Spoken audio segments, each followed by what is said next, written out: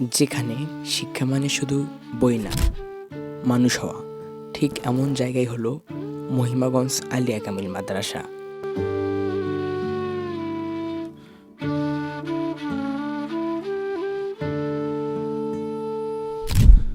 আসসালামু আলাইকুম, আমি তাসলিমুল মুস্তাকিম। আজকে এসেছি মহিমাগঞ্জ আলিয়া কামিল মাদ্রাসায়। মহিমাগঞ্জের শান্ত আর নিরিবিলি পরিবেশের মাঝে দাঁড়িয়ে আছে একটি ঐতিহাসিক শিক্ষা প্রতিষ্ঠান, মহিমাগঞ্জ আলিয়া কামিল মাদ্রাসা। মহিমাগঞ্জ আলিয়া কামিল মাদ্রাসা উত্তরবঙ্গ তথা বাংলাদেশের একটি ঐতিহ্যবাহী শিক্ষা প্রতিষ্ঠান। অবিভক্ত বাংলার কৃষিমন্ত্রী জনাব মরহুম আহমেদ হোসেন সাহেব 1939 সালে এটি প্রতিষ্ঠা করেন।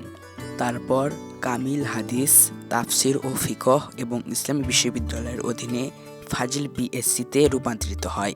এই বিশ্ববিদ্যালয়ের অধীনে 2016 সাল পর্যন্ত স্থায়ী ছিল। এরপর থেকে ইসলামী আরবি বিশ্ববিদ্যালয়ের অন্তর্ভুক্ত হয়েছে। মাদ্রাসায় ঢুকতেই প্রথমে চোখে পড়ল প্রশস্ত মাঠ আর পরিপাটি ভবনগুলো। পরিবেশটা এতটাই শান্ত, মনে হয় শেখার জন্য এর চেয়ে ভালো জায়গা আর কিছু হতে পারে না।